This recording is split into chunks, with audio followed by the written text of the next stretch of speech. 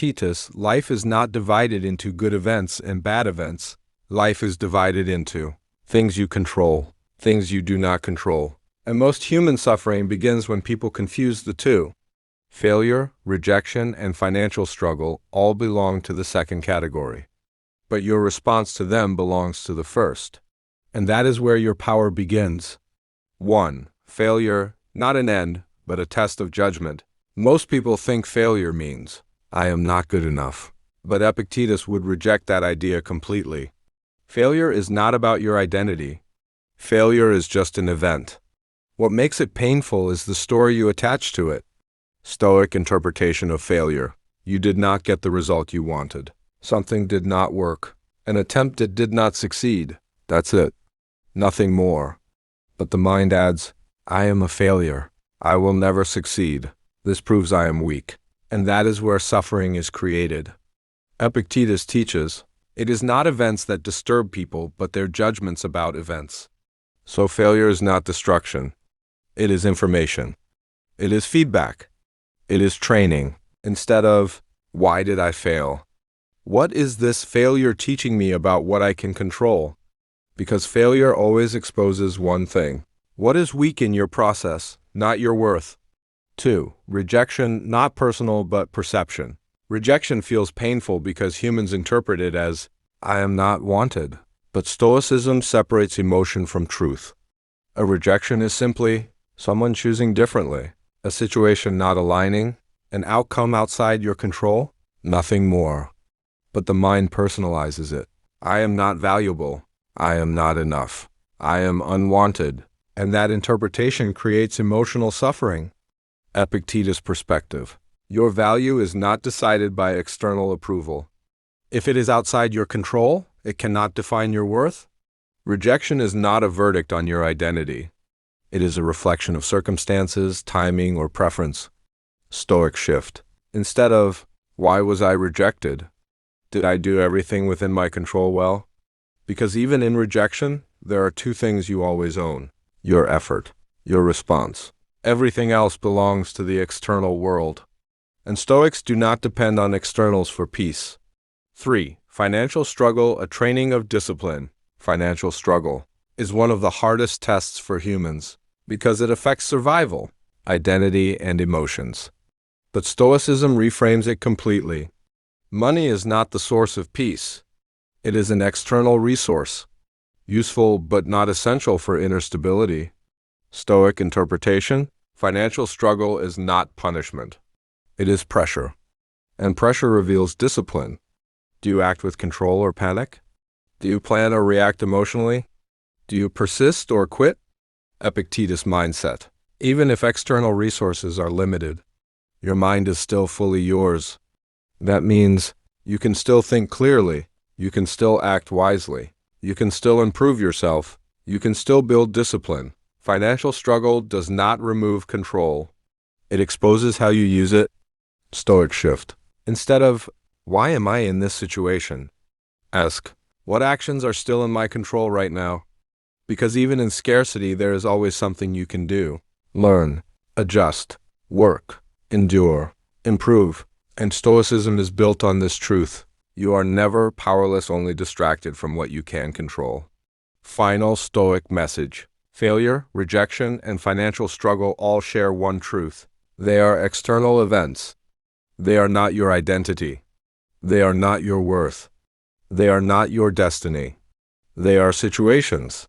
And situations do not define a Stoic. What defines a Stoic is response under pressure, clarity under chaos, discipline under difficulty. Epictetus would say, you are not measured by what happens to you. You are measured by how you respond to what happens. So when life hits you with failure, rejection, financial struggle, do not ask, why is this happening to me? Ask, what part of this is mine to control and what can I build from it? Because in that moment, you return to power. And that is the Stoic way. 4. The mind that breaks versus the mind that builds. There are two types of minds. The first mind says, this is too hard. I can't do this.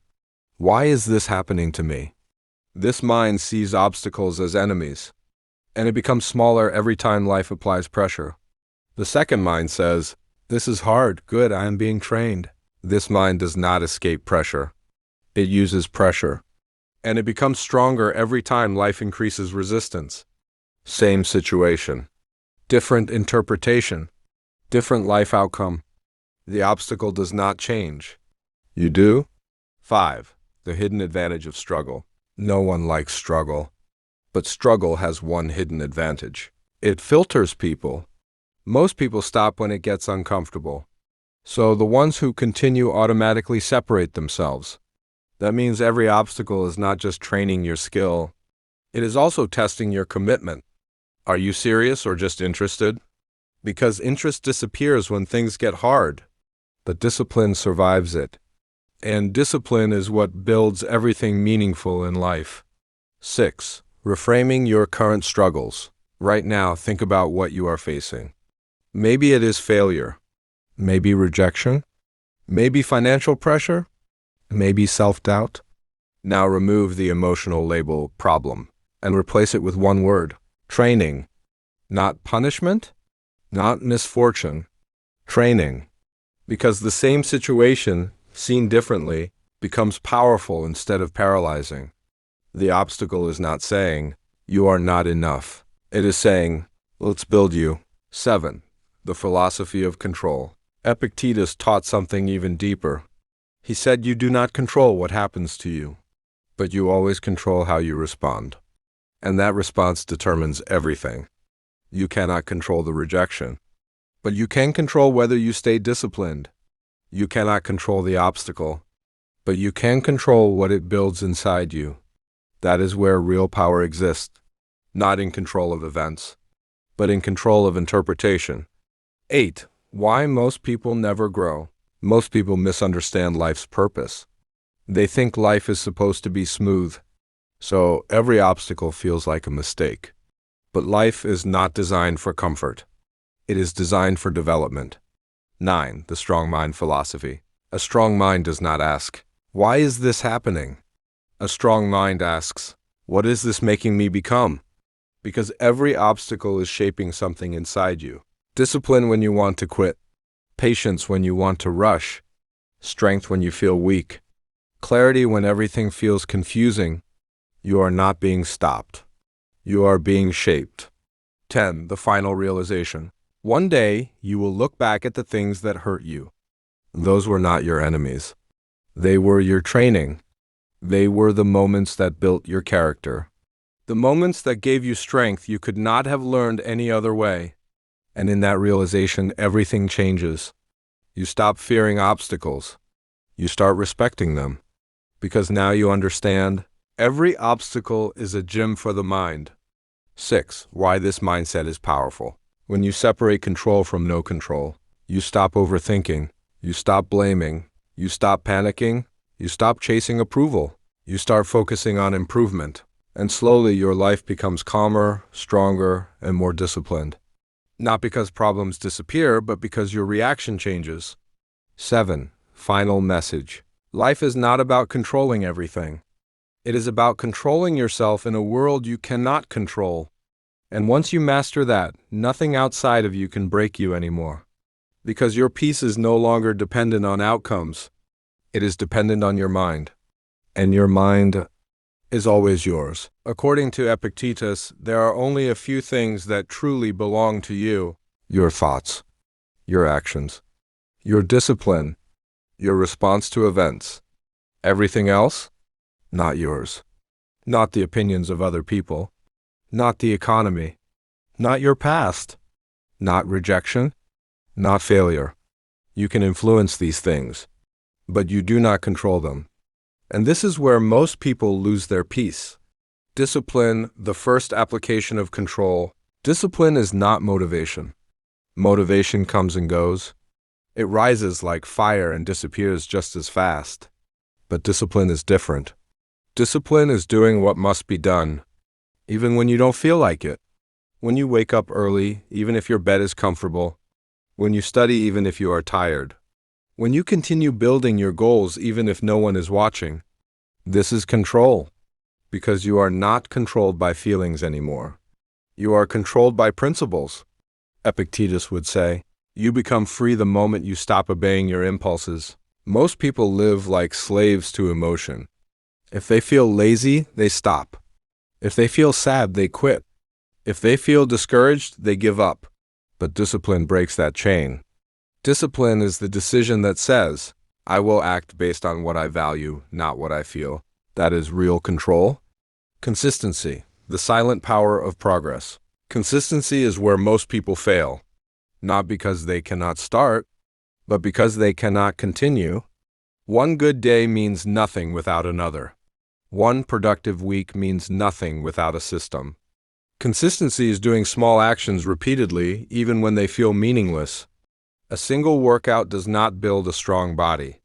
A single study session does not create intelligence. A single video does not build success, but repeated action does. And here is the Stoic truth. You are not what you do once. You are what you repeatedly do. Consistency is control over time. It is choosing to show up again and again, regardless of mood, regardless of outcome. Even when no one is clapping. Even when results are not visible yet. Even when doubt is loud. Because you understand something powerful. You cannot control immediate results, but you can control repetition. The illusion of control outside yourself. Most suffering comes from trying to control what was never yours. People try to control how others see them, how fast success comes, how life should unfold, how people should behave. And when reality does not match expectation, frustration begins. Epictetus called this a mistake of judgment. Because the moment you attach your peace to external things, you lose control completely. But when you shift your focus inward, something changes. You stop asking, the obstacle is not your enemy. It is your training. And if you truly understand this, it changes everything. Not a little, not temporarily, everything. Because suddenly, what used to break you starts building you. 1. The misunderstanding of pain. Most people live with a simple belief. If something is difficult, it must be wrong. If something hurts, it must be bad. If something blocks you, it must be against you. So when life becomes heavy, they resist it. They complain. They quit. They break. But Epictetus would say, you are interpreting life incorrectly. The obstacle is not there to destroy you. It is there to reveal you. Because without resistance, there is no strength. Without pressure, there is no growth. Without struggle, there is no transformation. A life without obstacles is not a blessed life. It is a paused life. Nothing is being built. 2. The purpose hidden inside the obstacle. Think about the gym. No one goes there and lifts nothing. No one builds muscle by avoiding weight. The weight is the point. It is the resistance that creates strength. Now apply that to life. Rejection becomes the weight. Failure becomes the weight. Financial struggle becomes the weight. Emotional pain becomes the weight. And every time you face it, instead of avoiding it, something invisible is happening. You are being trained, not punished, not destroyed, trained. 3. Why life feels unfair. People often ask, why does this keep happening to me? But Epictetus would shift the question. What is this trying to teach me? Because life is not random chaos. It is constant training. But most people fail the lesson because they think the obstacle is the problem. A rejection in business, a failed relationship, a missed opportunity, a financial setback. These are not signals that you are losing. They are signals that you are in training, and training is never comfortable. If it feels easy, you are not growing. If it feels heavy, you are exactly where development begins. Why is this happening to me? And start asking, what can I do with what is happening? That is where strength begins. The Stoic shift. Life will still be unpredictable. You will still face rejection. You will still face failure. You will still face moments of doubt. But the Stoic mind does not collapse under pressure. It adapts. Because it knows, I cannot control the storm, but I can control how I sail. This mindset removes excuses. No more blaming circumstances. No more waiting for perfect conditions. No more depending on external validation. Only action. Only discipline. Only consistency.